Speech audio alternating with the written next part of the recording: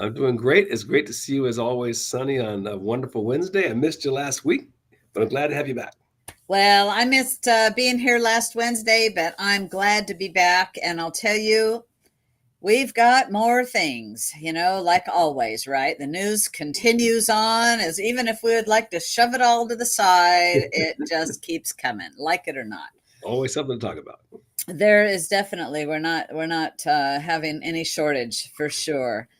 But, yesterday was a big election day in America, all over. Now, here in Umatilla County, we didn't have any elections in our county, but in Oregon. So I'd kind of start local and in Oregon. And Oregon, there were some areas that had elections.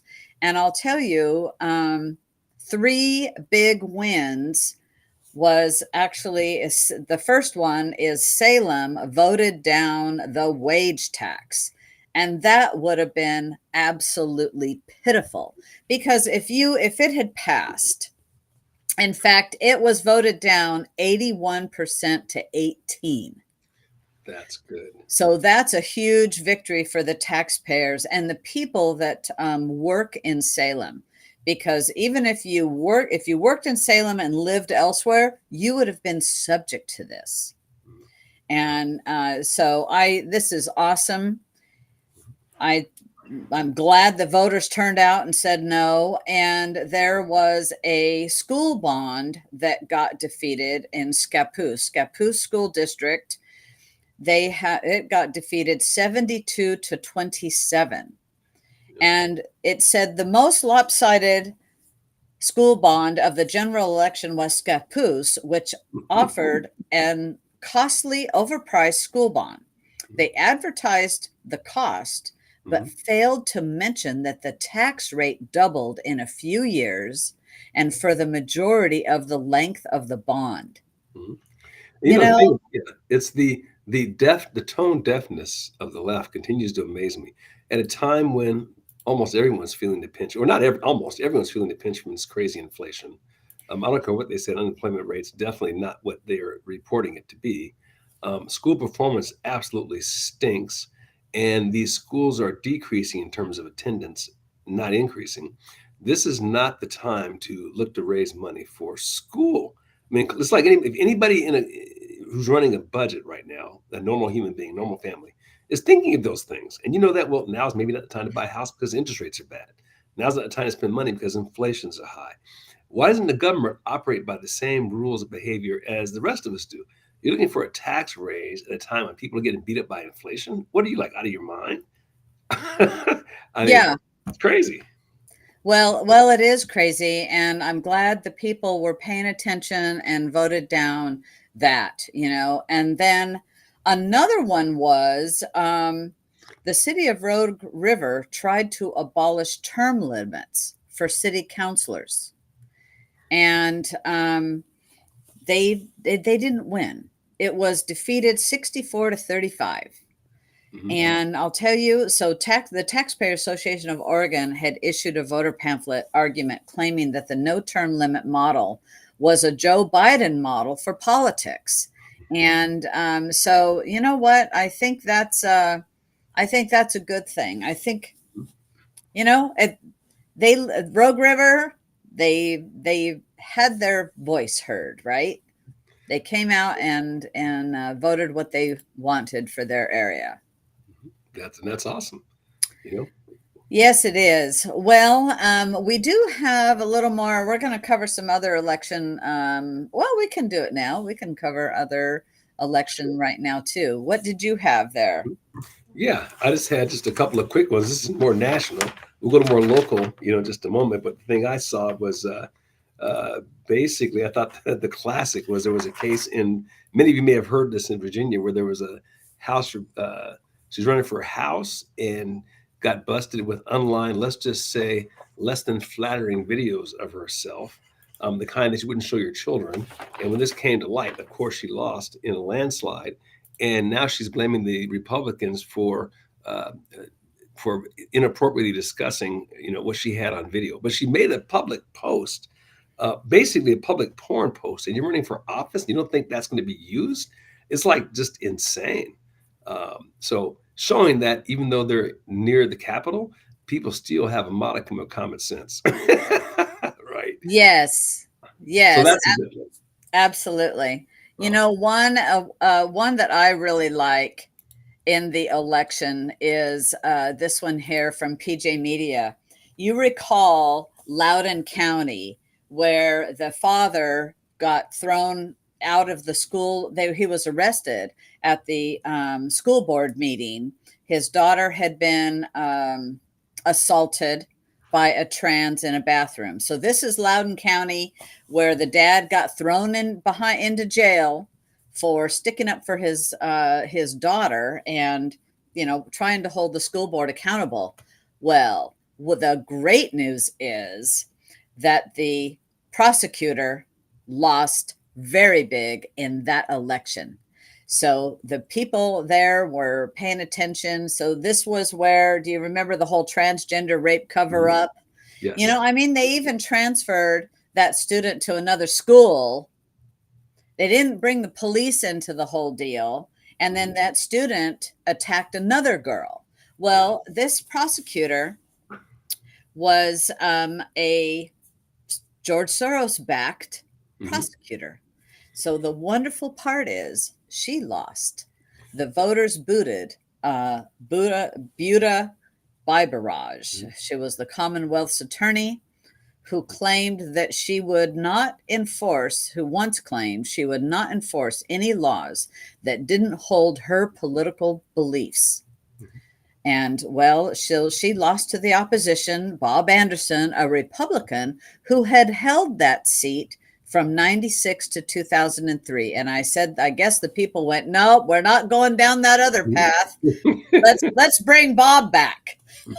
Yeah, it's too bad that it takes something like this to happen for people to wake up, though, because the reality is all theoretical. These left wing things that they want to play out on us, it all sounds good in the classroom, it all sounds good in academia, but when you actually put it into practice, these are the results that you get, and they just refuse to see it until somebody gets beat over the head with it, and it becomes a big enough issue that people rise up, right?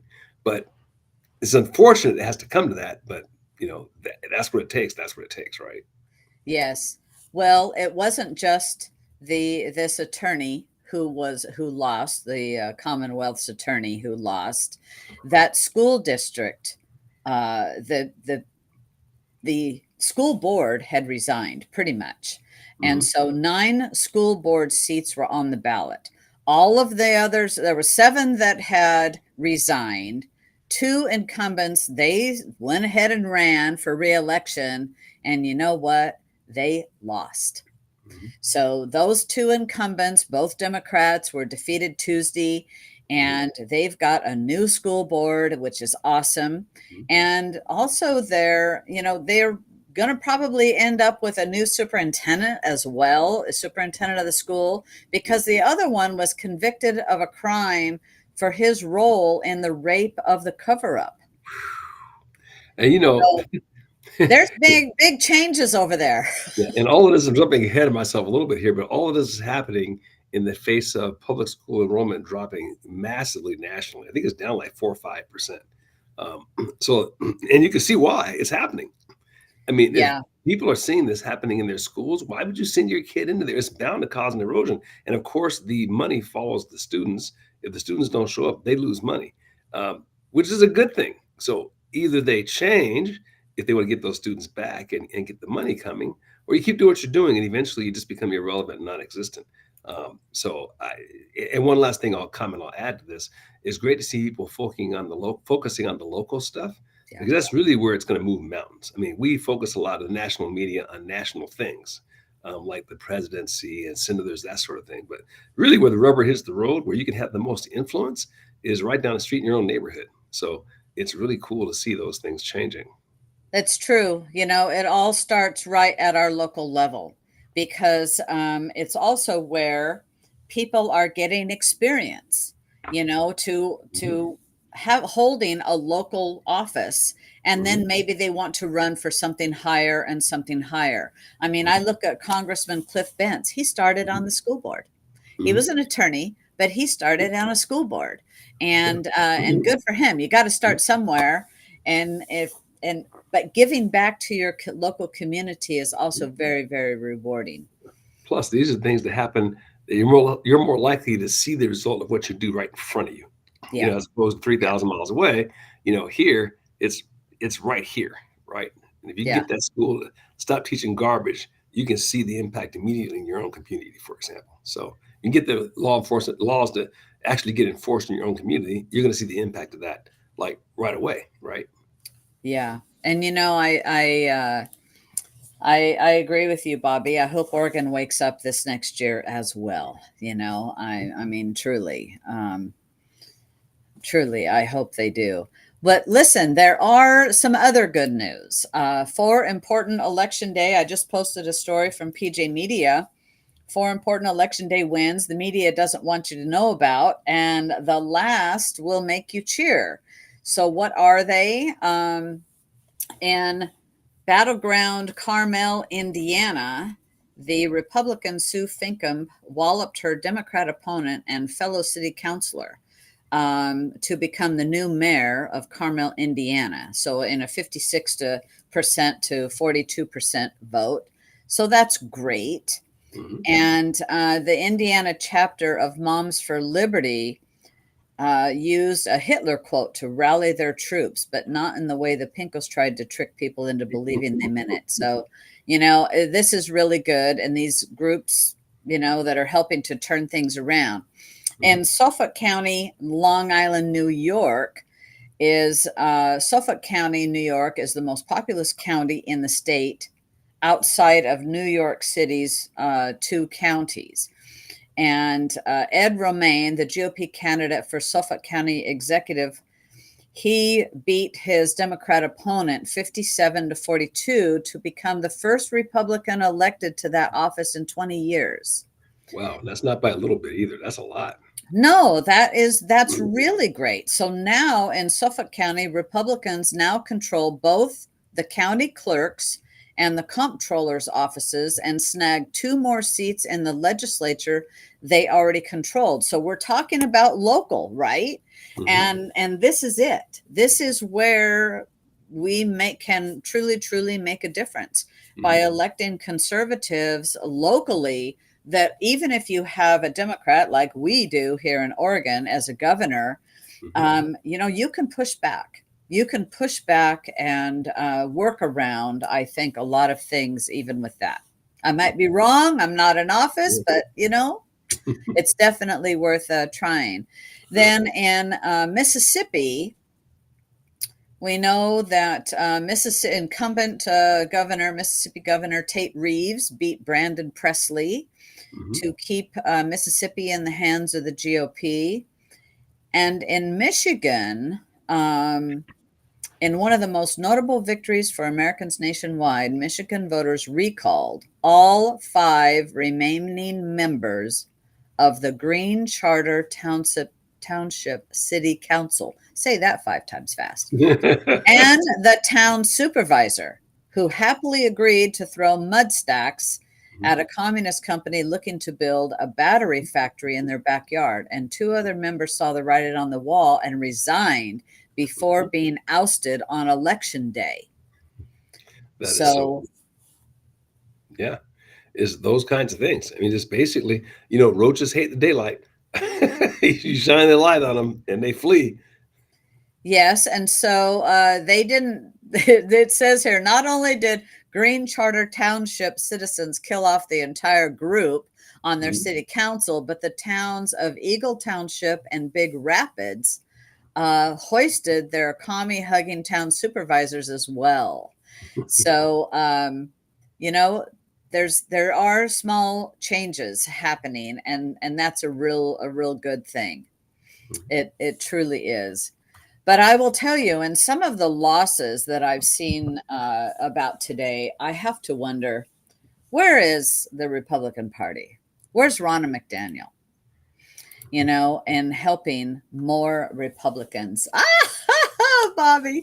Yeah, right. Oh, I'll tell you. There we go. Oh, you're reading my mind. Reading my. I just can't. I couldn't see the screen while I was looking at some of those other stories, and that's where my mind went today as I'm reading this. Why weren't? Because in fact, I today I had to drive over to Tri Cities. Mhm. And while driving, I was listening to Mark Levin on, you know, my radio. And so he gave how many seats have been lost and a presidency under Ronna McDaniels and why she keeps losing, why she is still the chairperson of the RNC and losing elections nationwide, statewide. Mhm. Where is the RNC? Because I'll tell you, we need it. In fact, Mark Levin had a great, there were so many points as I was listening to him. It was great. And unfortunately, uh, it looks like two, I know for sure, one of the National Committee woman in Oregon voted for her to still be the chair of the RNC. The National Committeeman didn't. And I've never heard straight out of the chairman's mouth, whatever, however he voted. I've only Mhm. heard innuendo, so I'm not going to say. I have my guess, and I don't know that I would be happy with his vote. Yeah. But, it is, we need strong conservatives. We need a strong Republican Party that will uh, bring the narratives. We don't have to shy away from being pro life. We don't have to shy away. This is part of what he was talking about, Don. Yeah. That the narrative we have, if the message was presented clearly, more people would come to us. Oh, I Because agree. while in some states some states passed abortion law, that they've changed their constitution to allow abortions, but Mhm. they go, well, that's the woman's right to choose. Well, wait a minute, that's not what they said when it was jab time. Sure, sure. Yeah, and I think this is just my gut, but on the Democrat side, they have no problem being completely radical to whatever their views are. I mean, they don't waffle, they don't apologize. On the Republican side, we're too busy a lot of the times trying to appease people, trying to bend and the Big Ten and all of this stuff. Well, at the end of the day, there are some things that are just black and white, right and wrong. And you just need to say, this is who we are, and then stick to that and Yeah. catch the arrows for that. And I don't know much about this person, Ronna, you're talking about, but my sense is it's another one of these people who want to be liked, and you ain't gonna be liked. Well, it's Mitt Romney's niece. I Okay, don't, well is it daughter? yeah, Mitt Romney's daughter, maybe? I mhm. think so. Mitt Romney's daughter. And That that is describes him. the chairperson of the Mhm, RNC. And, I'll tell you, their fundraising is not what it used to be. mhm, And I think it's because people of what they're seeing, when you're not seeing winning, why are you giving? sure, You're going to quit giving, right? yeah, And so I'm not here to just bash Ronna, but when you're mhm, talking about Republicans winning seats, then mhm, something else, was Mitch McConnell. What the hell is he doing for us? yeah, Nothing. He yeah, needs to be gone. and they're losing because they're lukewarm. Yeah. Yeah. Lukewarm. Nobody likes lukewarm. Either Right. you're in or you're out. I mean, the Democrats have made those lines very clear on their side. Yeah. I mean, That's exactly right. And that was actually part of what he said. He goes, mhm, let's stick to our talking points. We've got great messagings. We have good, well, we need better messaging. But, what are values? It's the values that I think most Americans want, truly. sure, no question about it. And more importantly, it's the ones that work. I mean, small government, low taxation, low regulation, Yes. rule of law, America first, enforce the borders. These are pretty basic, fundamental things that 70% of the population get. And we got people who just won't say it, or want to Yeah. waffle all the time. I mean, Yeah. You're it's absolutely right. You are absolutely right. So, yeah. But so what else we've got? Going back to, let's see. Well, there were those There things, is, go ahead. those things local that you mentioned before we got on, the local issues where they were like what, Oregon specific. Yeah, there's a lawsuit Okay. that, so three Republican senators have filed a lawsuit Hmm. over the unexcused absences under Measure 113. I don't know if David covered this yesterday. I got a message about this. And so Measure 113 was passed by the voters that if our elected legislators have 10 or more absences, then they cannot be reelected. Hmm. Well, that happened because of the walkout.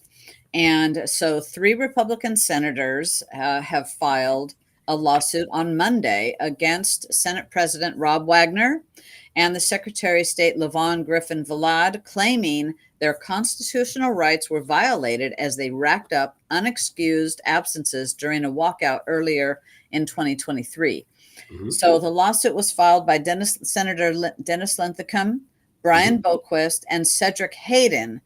And Cedric Hayden would actually be up for election in 2026, Hmm. actually. And additional plaintiffs include Republican voters Regina Jackson, John Swanson, and John Large, and who each live in the districts represented by the plaintiff senators. So, Klamath County Republican chair is Regina Jackson. Polk County Republican Central Committee is chair is John Swanson, and the Lane County Republican Central Committee chair is John Large. And so they are also listed as plaintiffs in the suit. Hmm. So the senators are arguing that their First Amendment and 14th Amendment rights were violated because there is no clarity of what is an excused absence. Hmm. And also the Senate uh, Wagner, who is the Senate chair, had said he was the Senate president. He had even changed. Some had an excused absence, and Hmm. then all of a sudden he changed them and said, "No, you're not excused." Hmm. He denied them an excused absence, one to go to a service on Saturday, another one to go to a mass on Sunday because he wanted to have a weekend session, Hmm. and in fact, they're even saying that Wagner would things that he used to have excuses for Hmm. just all of a sudden went, nope, I'm not giving you an excused absence. And Hmm. there's no clarity in the law. So this is going to be very interesting to see how this plays out. And I'm very glad that this was filed. Hmm. Yes. Yep. Absolutely.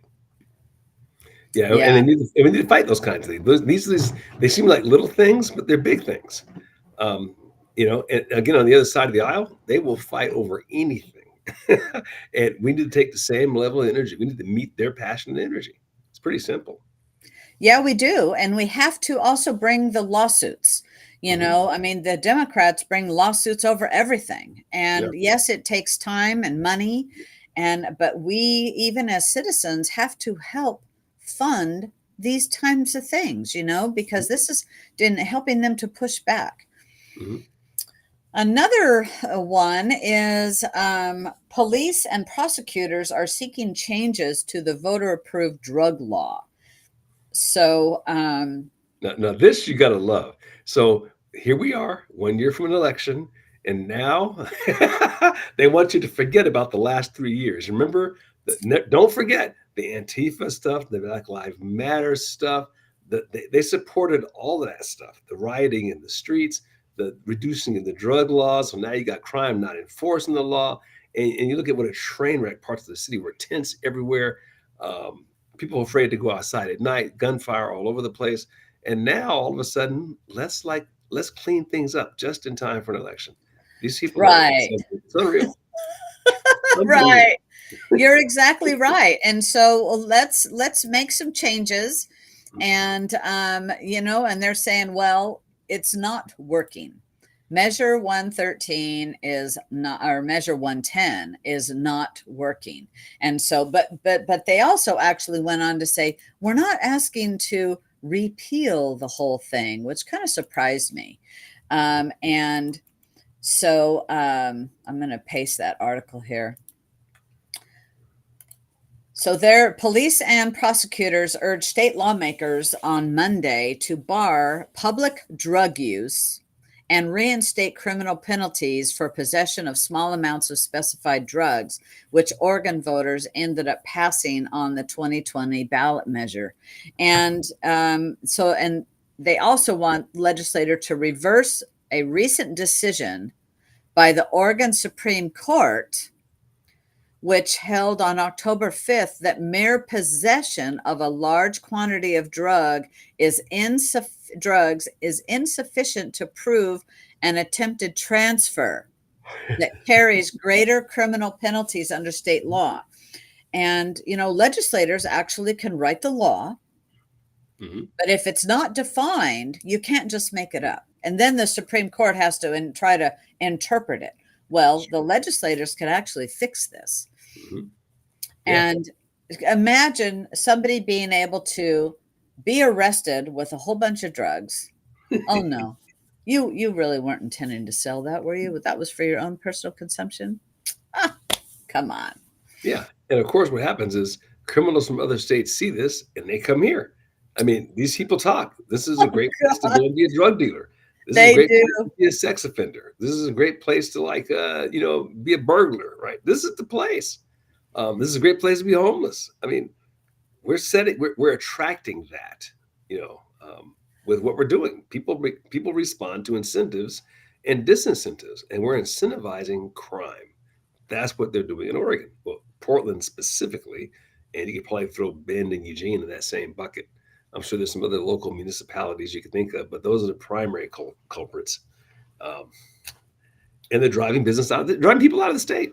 Yeah, and so right here in my county, I'm in Umatilla County. One of our Hermiston, that's our largest city in Umatilla County. Mhm. Hermiston Police Chief Jason Edmiston said the pervasiveness of fentanyl is not limited to Portland. He said that his agency, plus the Regional Fire and Medical Services Agency, have had to administer the drug that reverses opioid overdoses 57 times so far this year, an increase of 57% from the Yes, 2020 level. you're right. You don't think of a rural area like Umatilla as being hit with that. Um, Yeah, but we're seeing a lot of it here. yeah. And a friend of mine is, I don't know, I guess he's a captain or a chief of Walla Walla Fire Department, which is, we're just not too far from the border of Walla Walla, Washington. Yeah. And he said all of our runs are medical aid and pretty much have to do with overdose ODs, which makes it dangerous for us. If you have a medical emergency at home that's not by drugs, the ambulances and the paramedics are busy with drug overdoses than Sure. being able to help the citizens, the tax-paying citizens, I might add. And the same is true of police officers. They're Yeah, tired of dealing with the ne'er do wells.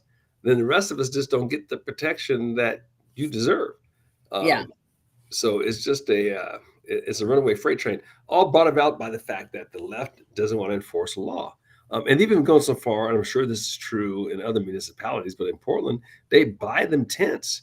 I mean, the city, and from what I understand, I'm not a camper per se, but I hear that those tents from people who are in the know are really nice tents. These aren't like just, junk tents. These people are getting free, really expensive tents. You're encouraging it.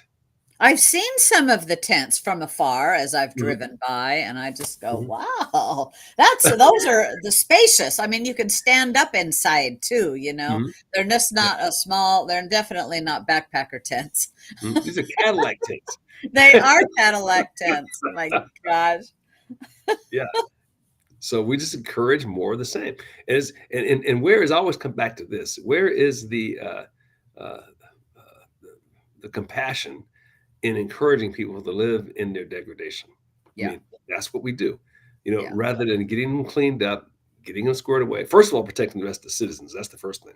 But the second thing is, once you've done that, is to help these people get their lives back together.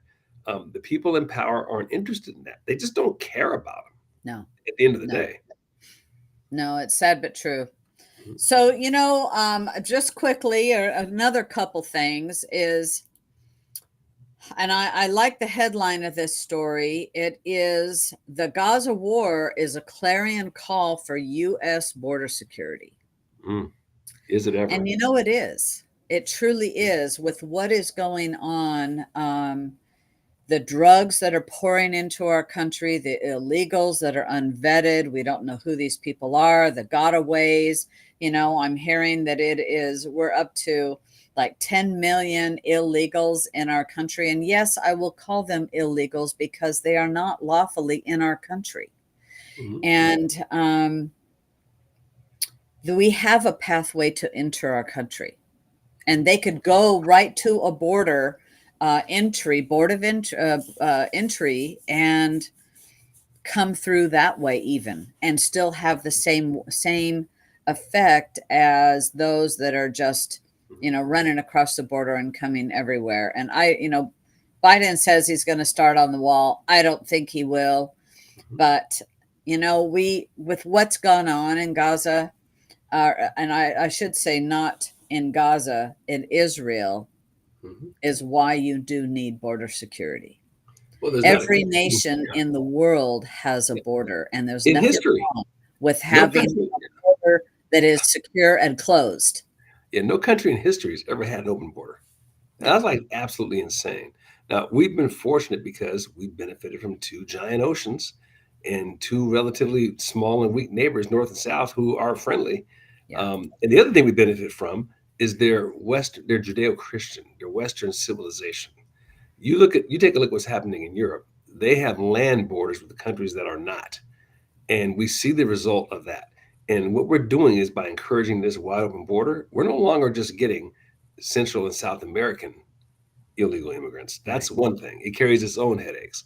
But when you start getting people who don't share Judeo Christian Western civilizational values, Yeah. that's next level.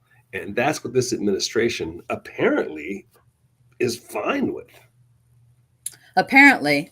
And it's the president's number one charge in his position is keeping our nation safe and secure. Number And one. Cindy, and the thing that's amazing to me is you hear people on the left make this argument. I had a debate with a friend on this very topic about how walls don't work. I was like, "Are you kidding me? Prisons seem to work pretty well. They have walls, Right? And they have guards. and they have guards, and those walls work pretty well. It's a big deal when a handful of people escape, right? Uh, Right. the Berlin Wall, it seemed to work pretty well, if I recall. There weren't Yeah. too The many Great Wall of police China there. as well. Yeah, walls work fantastic. They always have. North Korea has a fantastic wall. Nobody gets through that. Yeah. So don't give me this walls don't work. If we build them, they work. Um, Yes.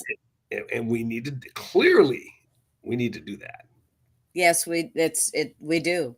We do. We need to demand from our legislators Mhm. that the wall be built. Yeah, and this Cost whole discussion. cost be damned. Oh The yeah, and wall to be built. well, think about the cost, and when I hear those topics, it makes you laugh. It's a drop in the bucket Oh when it yeah. comes. I don't care if it costs $100 million to build a wall. We spend that probably in a week in Ukraine. But look at what we're paying to house illegals in hotels. Right? Yeah. Or what you pay in security in Yeah. terms of having to have guns and firearms and to Yeah. have alarms in your house and security codes in your computers, and you can't go out at night. You're worried about where your daughter's at after dark. I mean, all those things are costs that we pay from not from not enforcing. Again, for it goes back to just enforcing the basic law. In this Yeah. case, just happens to be immigration law. um, Yeah. and it well, it's really dangerous. We're playing with fire. And you look at the European countries, you never hear this in our national press here, but they're paying a heavy price for that. My understanding is parts of Paris, you don't even dare go into parts of Paris now because they've been overrun by Middle Easterners. I just watched a video or a talk about Sweden, and Sweden had this whole multicultural thing, and now they got the same problems that Paris has. They Um, do. They do. And this is how you undo a country. This is how you undo a country. You can look at what's going on, not just in our own, but in other nations that don't have the population. Look at what's going on in France, in Sweden. Yeah, it's Uh, how you create chaos. yes. Freedom only works because we share the same cultural values, if you will. I mean, Yes. the simple things like the light's red. Most of us don't run the light. The school bus is in the school zone. Most of us stop. I mean, it's just. But when you don't share that value system, you just blow right through that 80 miles an hour. You see something you want it, you just like take it. And a lot of the rest of the world, that's how it rolls. And Yeah. we don't teach our young people that. So they think things are horrible here. I'll show you what horrible is, you know, and, and they just don't know. You're right. So we've got two things that are good news to end our wonderful Wednesday. Mhm. And that is the House Oversight Committee has issued 3 subpoenas for Biden's brother and his son and another fella. So we're going to see where this all goes. But I will tell you, James Comer is doing a wonderful job in his research and looking in, into all the bank accounts, the everywhere, looking everywhere. So they have got a lot of people. He's also going. The group includes some other subpoenas that are apparently going to be coming to Melissa Cohen, Hunter Biden's wife, Sarah Biden, and James Biden's wife. So there's more going to be coming, and I You know, think that's a good thing. But we have to have actual consequences that come out of this, Mhm. not just an investigation to nowhere with no consequences. And the good news about this, or it may not be news, I don't know, but I have to think these people are clever and smart. And while it might be on our side, we're impatient because why haven't they put these people in prison? Why have they tried these cases? Well, just maybe the timing of this is working out quite nicely. So all of this starts to get to the front page right about the time of a page out of the Democrat playbook, right about the time September rolls around, October of next year, just in time for the election. So when people wake up and start, people don't really sit and pay Yeah. attention till you get to that home stretch, right? So Yeah. it's August of next year, really. You got to do your homework, right? But Right. about August of next year, the majority of the population starts to wake up and pay attention. And it'd be really good to have this stuff hit the fan right about then. Well, in fact, this was something Mark Levin said today, or maybe it wasn't Mark Levin. So I don't want to say who it was, but I had heard that okay, we're going to go into the holiday slumber now Hmm. that the this election is over. That happened on to yesterday. Hmm. People are going to go into the holiday slumber, and then they're going to come out of it, and then we have primary season. Hmm. But you're right. It could be. A lot of people don't pay attention, but because of it's going to be a presidential year primary, more people will vote. For me, you have to vote in every election. I don't care what it is.